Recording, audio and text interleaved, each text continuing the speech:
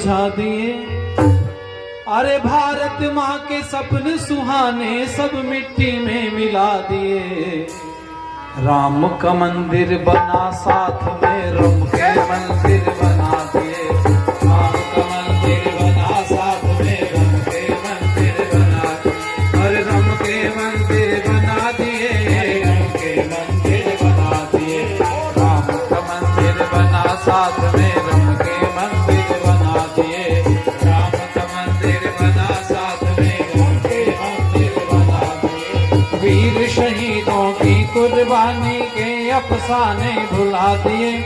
आर्य सभ्यता संस्कृति के दीप सुहाने बुझा दिए। भारत माँ के सपने सुहाने सब मिट्टी में मिला दिए। राम का मंदिर बना साथ में रम के मंदिर बना दिए। राम का मंदिर बना साथ में रम के मंदिर बना दिए। राम का मंदिर बना साथ में रम के मद्यपान कर कर नित्य प्रतिदिन सब गड़बड़ सा लगता है। मद्यपान कर कर नित्य प्रतिदिन सब गड़बड़ सा लगता है। चेहरे के ऊपर देखो मौसम पतझड़ सा लगता है। चेहरे के ऊपर देखो मौसम पतझड़ सा लगता है। शराब पीने वालों के घर डेरा है कंगाली का। शराब पीने वालों के घर डेरा है कंगाली का। मौसम बसंत विहीन हाल बेहाल हुआ घर वाली का। मौसम बसंत विहीन हाल बेहाल हुआ घर वाली का। अपना तो खाना खराब है, अरे अपना तो खाना खराब है, पर मैं खाने सजा दिए। राम का मंदिर बना साथ में रम के मंदिर बना दिए। राम का मंदिर बना साथ में रम के मंदिर बना दिए। अरे रम के मंदिर बना दिए, रम के मंदिर बना दिए। राम का मंदिर बना साथ में रम के मंदिर बना दिए। राम का मंदिर बना साथ में रम के मंदिर बना दिए। विश्व गुरु जग प्रसिद्ध भारत था पावन उपदेशों से। विश्व गुरु जग प्रसिद्ध भारत था पावन उपदेशों से। चरित्र की शिक्षा लेने आते थे लोग विदेशों से। चरित्र की शिक्षा लेने आते थे लोग विदेशों से। उग्र तपस्वी ब्रह्म ऋषि मुनियों के सदुपदेशों से। उग्र तपस्वी ब्रह्म ऋषि मुनियों के सदुपदेशों से। पाप ताप संताप मिटे जीवन था दूर कलेशों से। पाप ताप संताप मिटे जीवन था दूर कलेशों से। कभी चरण पूजता था सब जग, कभी चरण पूजता था सब जग, अब स्वयं आचरण गिरा दिए। राम का मंदिर बना साथ में रम के मंदिर बना दिए। वीर शहीदों की कुर्बानी के अफसाने भुला दिए। आर्य सभ्यता संस्कृति के दीप सुहाने बुझा दिए। भारत माँ के सपने सुहाने सब मिट्टी में मिला दिए। राम का मंदिर बना साथ में रम के मंदिर बना दिए। राम का मंदिर बना साथ में रम के मंदिर बना दिए। राम का मंदिर बना साथ में रम के मंदिर बना दिए। हमारे बीच में गुरुजी आदरणीय महाशय कल्याण जी और कन्या गुरुकुल नवलपुर का संचालन कर रहे आदरणीय श्री सुशील त्यागी जी, उनके साथ में गुरुकुल की ब्रह्मचारिणी बहनें, मेरे से पूर्व जिनके भजन उपदेश आप लोगों ने बड़ी तन्मयता से सुने, छोटी बहन छवि आर्या, और एक और नया वक्ता के रूप में हमारे बीच में बहन निधिका जी। कार्यक्रम का बहुत सुंदर तरीके से संचालन कर रहे हमारे आदरणीय मैनपाल शास्त्री जी, जिनके भजनों से शुरुआत हो रही थी कार्यक्रम की, कृष्णदेव मोनी जी, भाई अन्नू जी। आर्य प्रतिनिधि सभा के कई वर्षों तक प्रधान रहे आदरणीय चौधरी ओमपाल सिंह जी, और फतल्लेपुर से हमारे बीच में आदरणीय चौधरी चंद्रपाल सिंह जी। कार्यक्रम के सूत्राधार गांव के सभी धर्म प्रेमी सज्जन, कैलसा बॉर्डर से हमारे बीच में बाबूजी आदरणीय शिवचंद जी, अन्य सभी धर्म प्रेमी सज्जन, पूजनी वंदनी मातृशक्ति। भगवान की बहुत कृपा होती है जब इकट्ठे बैठ करके जीवन को अच्छा बनाने का हम प्रयास करें। नहीं तो जितनी भीड़ इकट्ठी है, इतनी भीड़ वैसे ही कहीं भी इकट्ठी हो जाए तो उसमें तनाव हो जाता है। राजनीति की बात आएगी तो झगड़ा होने को नंबर आ जाएगा, घर परिवार की बात आएगी तो झगड़े का नंबर आता है। कम ऐसे अवसर होते हैं जो जीवन को ऊपर उठाने के लिए हम लोग प्रयास करते हैं, और उसी में प्रयास ये आदरणीय जोगेंद्र जी और सब लोगों ने मिलकर के किया है। हम उनका बहुत हृदय से धन्यवाद देते हैं।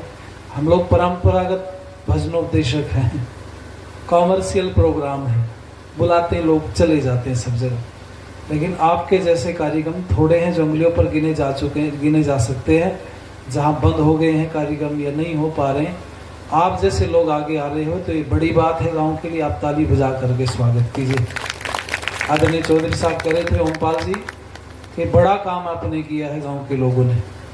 और देखो, जहां आप लोग गिलास का उदाहरण लेते हो, गिलास खाली नहीं होता कभी भी, उसमें या तो कोई पदार्थ होगा, नहीं होगा तो हवा होगी, कुछ तो होगा उसमें। ऐसे ही गांव का व्यवस्था होती है, मोहल्ले की व्यवस्था ये होती, परिवार की व्यवस्था ये होती।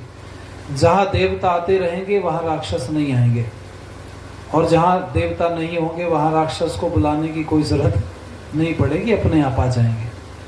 व्यवस्था ऐसे समझो, आप एक कमरे को खूब साफ करो, साफ करने के बाद में उसको बंद करके छोड़ दो, एक धूल का कण भी उसमें मत छोड़ना, खूब अच्छे से धुलाई करके बंद करना। आप एक आध महीने बाद में जब कमरा खोलते हैं एयर टाइट करके, बिल्कुल शीशा बंद, तो बताओ उस कमरे के अंदर जो भी सामान पड़ा होता सबके ऊपर धूल होती है नहीं? कहाँ से आई? बाहर से तो गई नहीं। एक सेंटेंस बोल रहा हूं, वाक्य आपके काम आएगा। इतनी गंदगी तो अंदर थी। क्या बोला मैंने? बोलो जरा। साफ सफाई धुलाई के बाद भी इतनी गंदगी तो बोलो। हमारे साथ भी यही है। वो कमरा खुलता रहेगा तो कहीं कोई धूल नहीं दिखाई देगी, सफाई होती रहेगी, चलता रहेगा काम। ये हमारे साथ भी है। कोई कहे कि मैं पाप नहीं करता, कोई बात नहीं, मत करो। अगर आपने पुण्य बंद कर दिए हैं, सत्संग बंद कर दिया है, तो इतनी गंदगी तो अंदर भरी पड़ी है, वो फिर जम जाएगी और फिर राक्षस का रूप धारण कर लेगा मनुष्य। इतनी गंदगी सबके अंदर है, क्योंकि ये पहला जन्म नहीं है हमारा, आखिरी भी नहीं है। हम तो जन्म जन्मांतर से पैदा होते आ रहे हैं, चले आ रहे हैं। कितने जन्मों से हम लोगों का ये आवागमन चल रहा है। ये पहला नहीं और अंतिम नहीं है। इसका उदाहरण मैं आपको दे रहा हूं। ये जो शक्ल सूरत शरीर आपको मिला है, ये इस जन्म के आधार पर नहीं मिला। ये शरीर परमात्मा ने पिछले जन्म के आधार पर दिया। अब आप अंदाजा लगाना, किसी भगवान ने जिसको जैसा बनाया, कई बार लोग मजाक करते हैं किसी का चेहरा देख के, देखो कैसा है, काला कलूटा सा, कैसी शक्ल सूरत। ये आप भगवान की कृति पर हंस रहे हैं। अगर आप किसी की शक्ल सूरत पर हंसते हैं तो ये परमात्मा ने बनाया, उसके हाथ में तो था नहीं। क्यों जी भाई, अपने आप अगर घड़वाया होता तो बढ़िया चौकटा ना बनवाता आदमी। काहे को काला कलूटा, लंबाई कम होती है, वह बाल उड़ गए, बीच में गड़बड़ हो गया, किसी की तोंद निकल गई। ये व्यवस्था जो दिखाई देती है हमारे हाथ में नहीं है कुछ भी। हम पराधीन हैं। मैं पिछले दिनों मध्य प्रदेश में हमारा कार्यक्रम चल रहा था, तो एक व्यक्ति आज जी थोड़ी शंका समाधान करने में, करो भाई। तो कहने लगा भगवान भगवान कुछ नहीं होता त्यागी जी। मैंने कहा जी हो सकता है आपकी दृष्टि में, मैं सोच रहा पीछा छूट जाए। अब 2-2.5 घंटे मंच में बोल के आए तो वो आके उसने पकड़ लिया। अब मना भी नहीं कर सकते, हम कहेंगे भाई हम बात नहीं करेंगे, तो हम इतने बड़े व्यक्ति तो है नहीं। हम तो जमीन पर जुड़े लोग हैं, हमें अच्छा लगता कोई व्यक्ति हमसे वार्तालाप करे। अब मैं नहीं जानता, मैं बात नहीं करता निधिका से, मुझे क्या पता चल रहा। इनके पिताजी ने कुछ मेरे से, मैंने पूछा भी बच्चे क्या कर रहे, सामान्य सी बात खत्म हो गई। लेकिन मैं जब बात की दोपहर को तो पता चला ये उस विषय पर शोध कर रही हैं, डॉक्टरेट कर रही हैं, उस विषय पर पीएचडी कर रही हैं जिस पर भारत में आज तक किसी ने कोई पीएचडी की नहीं और ध्यान भी नहीं गया लोगों का उस तरफ। एक बार स्वागत कीजिए ताली बजाकर। क्या विषय है इनका? जो लोग दूसरों को देखा देख करके कैरियर चुन लेते हैं। बहुत लोग कहते हैं जी पुलिस में नंबर नहीं आ रहा। उनसे पूछो कि तुम पुलिस में होना चाहते थे क्या? नहीं, घर वालों ने धक्का देके सुबह 4 बजे उठा के सड़क पे भेज दिया और तुमने दौड़ते हुए को देखते करके दौड़ना शुरू कर दिया।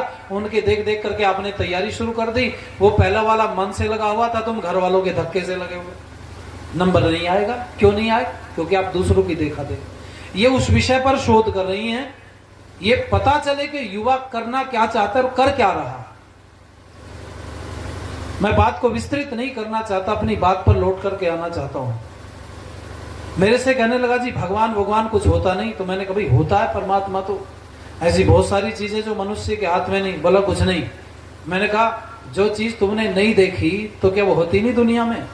कहने लगा नहीं होती। मैंने कहा मुंबई गए कभी? बोला नहीं गया। तो मैंने कहा मुंबई है ही नहीं दुनिया में? बोला नहीं है मुंबई। तो मैंने कहा कैसे पता चला? बोला सुना मैंने। तो मैंने कहा भगवान के बारे में नहीं सुना तूने कभी? इतना बड़ा हो गया भाई। तो आधे से ऊपर की उम्र के थे। भाई माफ करना, मैं क्षमा मांग रहा हूं, किस लिए? ये समझाने के लिए कुछ बोलना पड़ता है। तो मैंने कहा जब भगवान के बारे में नहीं सुना? बोला सुना बहुत है पर देखा नहीं आज तक। तो मैंने कहा सब्जी देखी जाती है क्या? भूख लगती है कभी? बोले हाँ। मैं देखी कभी भूख कैसी होती है? बोला नहीं देखी। मैंने कहा दुनिया में बहुत चीज ऐसी है जो होती है पर दिखाई नहीं देती। हवा देखी कभी आपने? बोला नहीं देखी। मैंने होती नहीं? बोला ना होती है। ध्यान दीजिएगा, ऐसे संसार में लाखों करोड़ों चीजें हैं जो दिखाई नहीं देती है। आंख से केवल रूप दिखाई देता है, शब्द भी नहीं दिखाई देता। भाई अगर किसी की आंखें ना हो और कोई कितना जोर जोर से बोलता रहे उसको दिखेगा ही नहीं। वो तो केवल अंदाजा लगा सकता कितने मीटर से आवाज आ रही, बस। शब्द तो नहीं देखे जा सकते, आंख केवल रूप देखती है। तो मैंने उनसे पूछा, मैंने कहा भाई परमात्मा नहीं होता? बोले ना। तो मैंने कहा फिर तुम कहां से आए दुनिया में? बोले मैं अपने आप आया। जवाब कितने गजब, अपने आप आए? बोले हाँ। तो मैंने कहा अपने आप आए तो तुम्हें किसने बनाया? बोले हम अपने आप बने। तो आप माफ करना, उनका रंग गुरु जी की तरह था हमारे। भाई आपस में उदाहरण दे लो तो कोई बुरा नहीं मानता, तो दूसरा तो कोई लड़ पड़े क्या। तो मैंने कहा भाई इससे बढ़िया रंग नहीं मिला था तुम्हें बनाने के लिए, जब तुम कह रहे मैं खुद बना हूं। तो क्या जी? मैंने कहा बढ़िया रंग नहीं, हाथ लगा था कहीं? चुप हो गए। मैंने कहा नाक शक्ल सूरत। मैंने कहा सर देखा आपने अपना कभी? बोला शीशे में देखा। मैंने कहा पीछे से देखा यहां से? बोला ना। तो मैंने कहा मैं कहूं कि पीछे खोपड़ी है ही नहीं तुम्हारे? बोला क्यों नहीं होती है? वो हाथ रखने लगे, मैं हाथ पकड़ लिया। मैं कहा हाथ ऐसे ही बताओ है कि नहीं? तो छूने से बात। मैंने कहा जब तुम बन रहे थे इससे बढ़िया तुम्हें शक्ल सूरत का बढ़िया मुखौटा नहीं मिला कोई? अगर तुम अपने आप बनते तो तरीके से बनते। मैंने कहा कितने बहन भाई हो? बोला 3 भाई हैं। मैंने कहा तुम्हारी तीनों भाइयों की शक्ल एक जैसी है? बोला ना। मैंने कहा एक जैसी क्यों नहीं है? बोला क्या पता, मैं यही बताना चाहता हूं। माँ एक, पिता एक, घर एक, खान पीन एक, सब कुछ एक। फिर भी उन माता पिता के संयोग से जिन संतानों ने जन्म लिया उनकी शक्ल सूरत एक जैसी क्यों नहीं है? होनी चाहिए या नहीं बोलो? लेकिन नहीं होती। कारण क्या है? एक माता पिता होते हुए, खान पीन एक होते हुए, घर एक होते हुए भी, व्यवस्था एक होते हुए शक्ल सूरत अलग होती। क्यों? क्योंकि पिछले जन्म के आधार पर 3 चीजें मिलती हैं। मेरे साथ बोलो, आयु, जाति, भोग। आयु मिलेगी, कितने वर्ष जीना है। जाति गाय घोड़ा कुत्ता मनुष्य है, चौकटा कैसे बनेगा ये मिलता है। और तीसरा भोग, कुछ सुख और कुछ दुख जो जीवन के होते हैं वो आधार पर पिछले जन्म के मिलते हैं। 3 चीजें मिलती हैं, याद रखना सब जगह। उसी आधार पर आपका भी जन्म हुआ। आपसे सुंदर आपका कोई भाई होगा, उसने शरीर का सदुपयोग किया होगा। और आप सब जने सुन लेना, दुनिया में 2 शब्द बड़े प्रचलन में है, एक पाप और एक पुण्य। और इसी पर पूरी दुनिया की धुरी टिकी हुई है। मैं तो कहूं दुनिया में जितना पाखंड है ना मत मतांतरों में, हम सनातनी इसलिए हमें सनातन पाखंड दिखाई देता है। पर आप माफ करना मुझे, दुनिया में भारत का कोई भी सनातनी पाखंडी कितना ही बड़ा पाखंडी क्यों ना हो, वो भी सच बोलता है। हमारे सनातन का पाखंडी भी तर्क की बात करता है। धीरेन्द्र कृष्ण शास्त्री, खूब आप लोग कहते हैं कि भाई ऐसे करते हैं वैसे करते हैं, ये विद्याएं हैं सब, ये बहुत बड़ी चीज नहीं है। हम लोग अभी ध्यान की प्रक्रियाओं में कुछ गति कर रहे हैं। पिछले दिन हमारे साथ घटना घटी, हम और छवि सब इकट्ठे होकर किरतपुर गए कार्यक्रम में। मेरी पत्नी बच्चे भी साथ में थे। जब वापस आए तो कुछ इन्होंने सामान खरीद लिया और घर पे आज सुबह सुबह कहीं कार्यक्रम में जाना था, तो वो चलनी थी दूध के ऊपर ढकने वाली, गायब हो गई। अब रसोई बहुत ज्यादा बड़ी नहीं होगी, 10 बाई 10 की होगी ज्यादा ज्यादा। उस रसोई में उन्होंने खूब ड्राल सब खोल के देख ली, कहीं वो चलनी नहीं मिली। जब नहीं मिली और वो वहीं रखी थी, जब आए थे तो रखी थी वहीं। मेरे से गली चल नहीं मिल रही। मैं भाई कहा, इसने भी ढूंढी, उसने शीतल ने ढूंढी, दोनों ने खूब ढूंढा, नहीं मिली चलनी। जब मैं सोने लगा तो सोते समय थोड़ी देर के लिए ध्यान में बैठते हैं। स्वामी करमवीर जी महाराज इन सबके संयोग संपर्क में रहते हैं तो कुछ कुछ चीजें महाराज जी बताते रहते हैं। चित्त को एकाग्र करना होता है, बहुत मुश्किल काम नहीं। मैं बैठा, मैंने कभी चलो कोई बात नहीं, आज चलनी ढूंढने का प्रयास करते हैं। कभी कभी मन लग जाता है। और जैसे ही मैं बैठा तो बैठने, मैंने कहा जाओ ट्रे के पास में आड़ी रखी हुई है, और ट्रे के पास गई, चलनी नहीं मिली। कहने लगी वहां कुछ नहीं रखा, वहां तो एक पॉलिथीन रखी है जिसमें मैंने बिजनौर से लाया सामान, वो बांध के रखा हुआ है। मैंने कहा मुझे तो ट्रे के पास दिखाई देती है। सभी ने कहा एक बार भाभी इसको ही खोल के देख लो। जब पॉलिथीन खोली तो उसी में बंधी हुई रखी थी। अब मैं कहूं ये जादू है, चमत्कार नहीं है।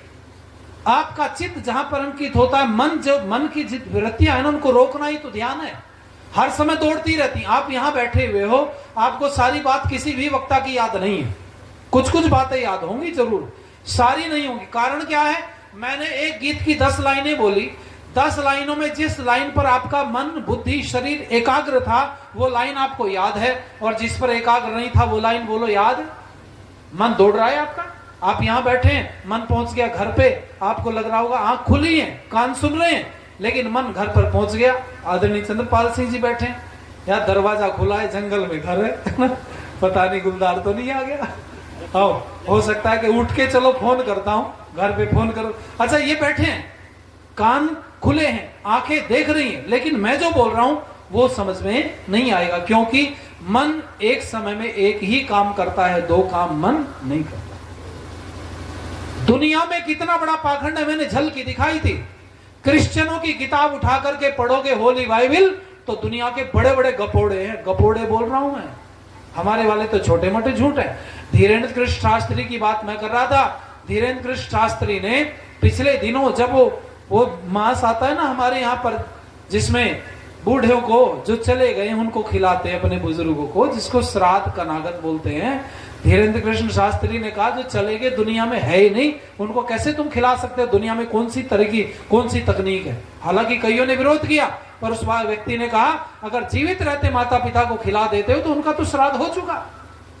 भाई मरे पीछे कौन खाएगा, किसने खिलाया, कौन देखेगा, कौन आएगा, कौन जाएगा? ये केवल बातें सुनने सुनाने की हैं। श्राद्ध तो जीवित का होता है, मरे का नहीं होता। और श्राद्ध का मतलब क्या है? एक शब्द है श्रद्धा। श्रद्धा पूर्वक सेवा करने का नाम श्राद्ध है। अब आप पिताजी को खूब बढ़िया रसगुल्ले, रसमिलाई खिलाओ और गाली दो चार पीछे से, ये बूढ़ा मरता नहीं भी। कईयों को तो मैंने देखा बच्चों के सामने बोलती माताएं कि तेरी दादी नहीं सरकती, पता नहीं कहीं भी। उसने कहा दादी कब सरकेगी? दादी ने कहा कहां को सरकना ये, और पूछ के आ। फिर अपनी मम्मी के पास गया, कहने लगा दादी तो कह रही मैं सरक जाऊंगी, पर तो बता कहां को सरका है। कमाल की बात है, जिन्होंने जीवन दिया उनके मारने के मन में संकल्प लेकर के लोग बैठे, मरेगा तभी ऐसे करूंगा, मरेगा तो ऐसे करूंगा। याद रखना मेरी बात को। पाप और पुण्य के चारों तरफ दुनिया धुरी पर घूम रही है। पूरी दुनिया में इसी बात का डर डरा दिखा दिखा करके लोगों को ईसाई बनाया जा रहा है, और इसी बात का, जहन्नुम का, दोजख का डर दिखा दिखा करके मुसलमानों को मुसलमान बनाया जा रहा है। अभी अरब में एक शो हुआ है, कल की चर्चा, कल एक शो हुआ अरब में, मैं देख रहा था। हम लोग अपडेट होने के लिए कुछ कुछ चीजें देखते रहते। पूरी दुनिया के मुसलमानों में हाय तौबा मच गई है, इस्लाम खतरे में आ गया। कारण क्या है? वहां जो शो हुआ है वो कोई फैशन का शो था, और उसमें कुछ उन्होंने वो कम वस्त्र पहन करके लड़कियों ने वहां प्रदर्शन किया। वो वहां पर आए होंगे प्रमोशन के लिए। हालांकि अरब में तो वैसे कपड़े पहने नहीं जाते, पर उनको तो दुनिया के प्लेटफॉर्म पर अपना अपना शो करना होता है, क्योंकि उनके अंतर्राष्ट्रीय वो क्लॉथ्स होते हैं, वस्त्र, उनके कपड़े अंतर्राष्ट्रीय, वो सब जगह पर भेजते हैं वो कंपनियां, तो देश ढूंढते हैं तो बड़ी बड़ी जगह। अब अरब के ऊपर टूट करके पूरी दुनिया के मुसलमान 56 देशों के टूट रहे हैं कि इस्लाम खतरे में आ गया। इस्लाम भाई कैसे खतरे में आ गया? हमारी समझ में नहीं है। कारण क्या? डर दिखा करके जबरदस्ती किसी को मुसलमान बनाया जाता है। इसी डर से लोगों को डरा डरा करके किया जाता है।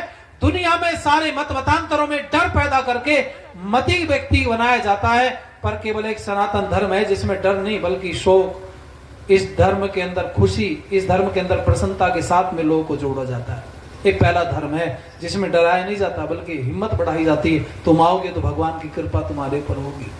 ध्यान दीजिएगा, पाप और पुण्य शब्द दो तरीके से याद कर लो। पाप क्या है? परमात्मा द्वारा बनाई हुई वस्तुओं का दुरुपयोग करने का नाम पाप है। अभी बोला ना निधिका ने कि ये प्रकृति से छेड़छाड़ हो रही, जो पर्यावरण है उसकी तरफ हम सचेत नहीं। अच्छा, इसको भी तो पाप की गिनती में गिना जाएगा।